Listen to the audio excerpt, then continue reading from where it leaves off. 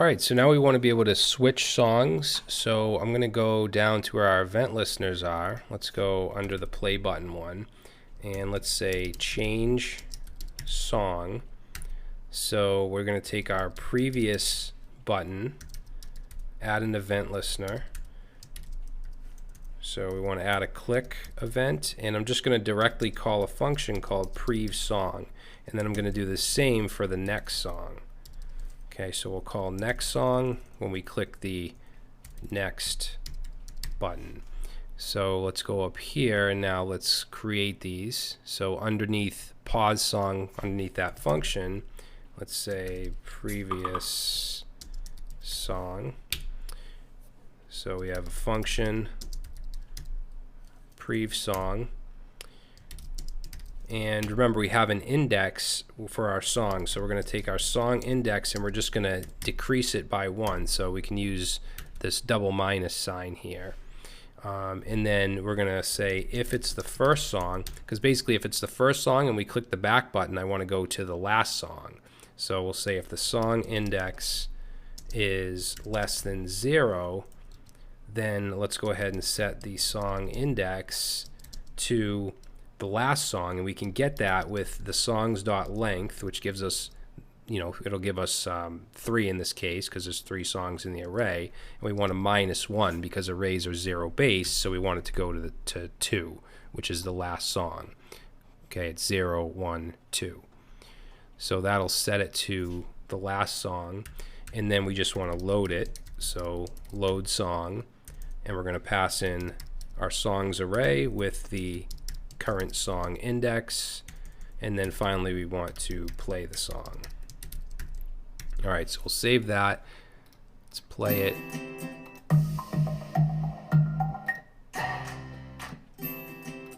So notice I can just keep going and it'll revolve around. Now we want to do the same thing for next, so we can pretty much just copy this. Okay, so this is going to be our next song.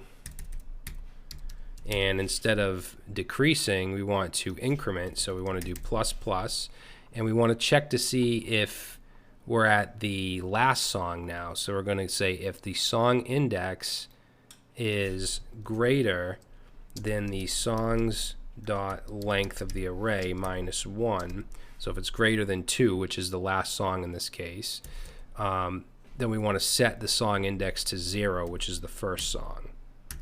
Okay, and then we just want to do the same thing, call load song and then play song. So let's save, let's play.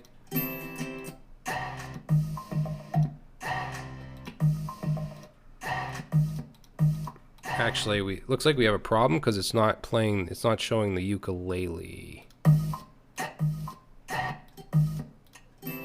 It is when we go back, so I think I messed something up here. So song index, if that's greater than this, oh, I said this should be -1, not 2. Okay, because song's length is going to be the length of the array, which is 3, and then -1 will be 2. So let's try that.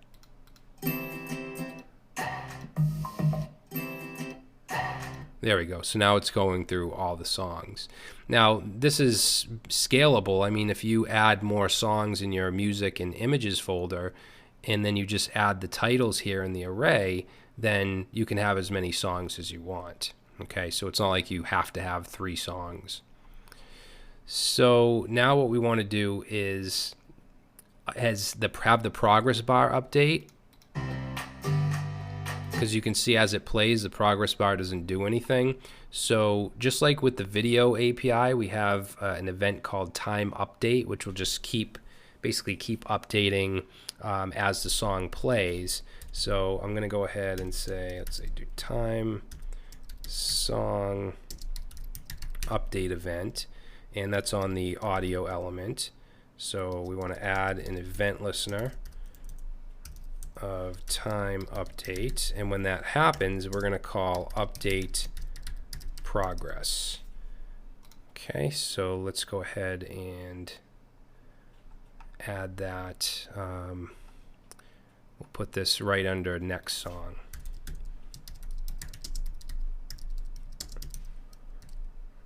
Okay, whoops. So let's say function update progress.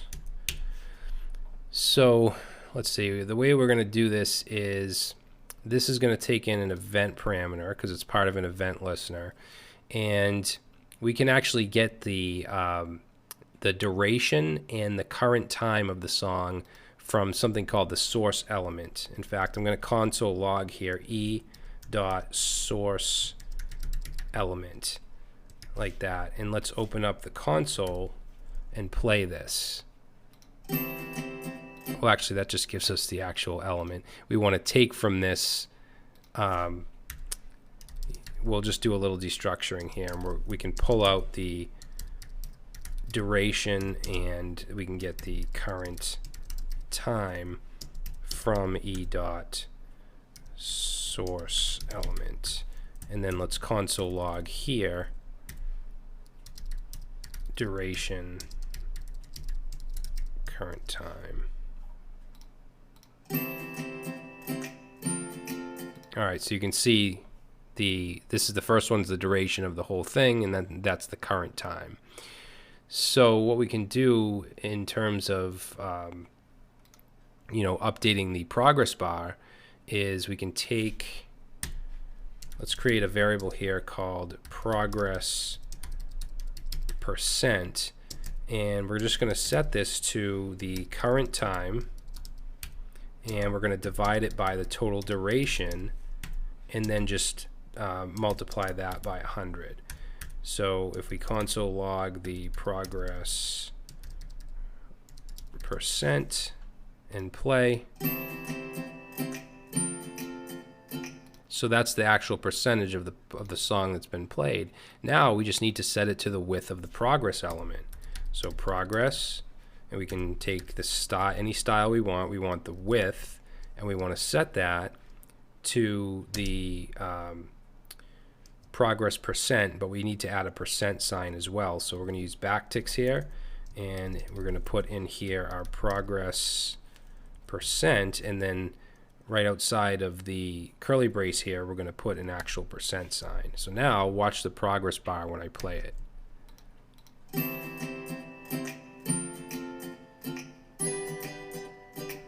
Okay, so now it's going along with the song.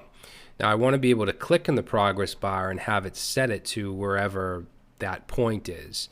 Okay, so to do that, we're going to add another event. Let's go right here, and we'll say click on progress bar.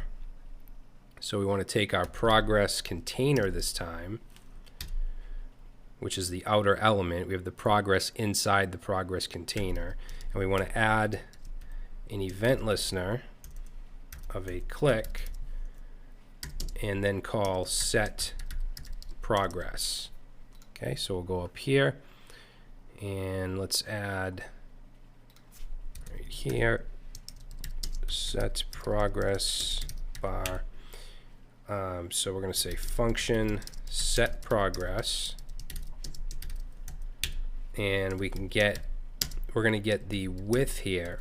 Let's say width, if I can spell width, and we can get this using the this keyword and then client width.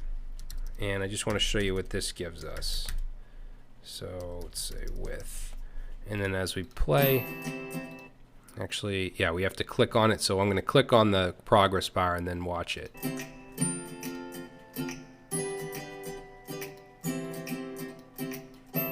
So that's the total width, right? 216.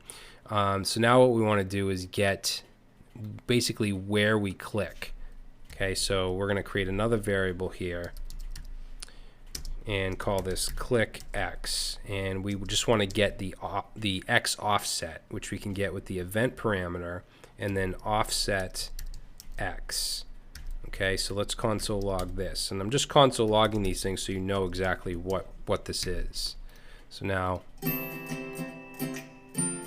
says E is not defined because we need to pass that in here.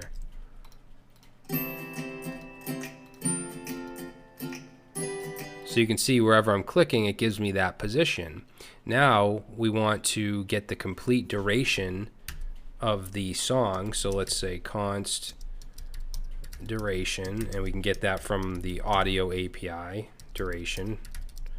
And then the last thing we want to do is set the current time of the audio to the right position.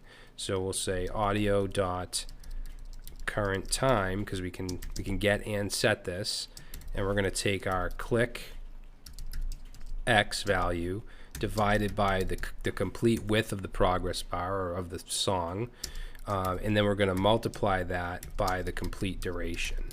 Okay, and that should set it to that point in the song. So let's save.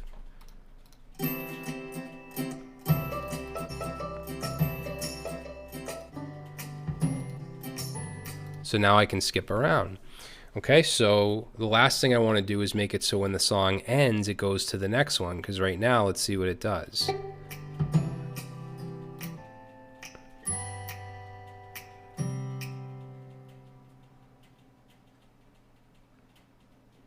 Okay, so it just stops.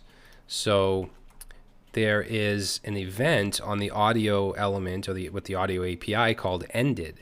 So let's say song ends, and we're going to take audio, and there's a ton of things you can do with this audio API. I'd suggest looking into it more if you want to do something even more advanced. Whoops. Okay, so we want to add an event listener, and it's going to be ended. And then when that happens, let's say next song. Okay, so we don't even have to create a new function. It's just going to call the next song, just as if we were to click the next button. So let's save. Let's try it again. Okay, so it's going to end in a second, a few seconds.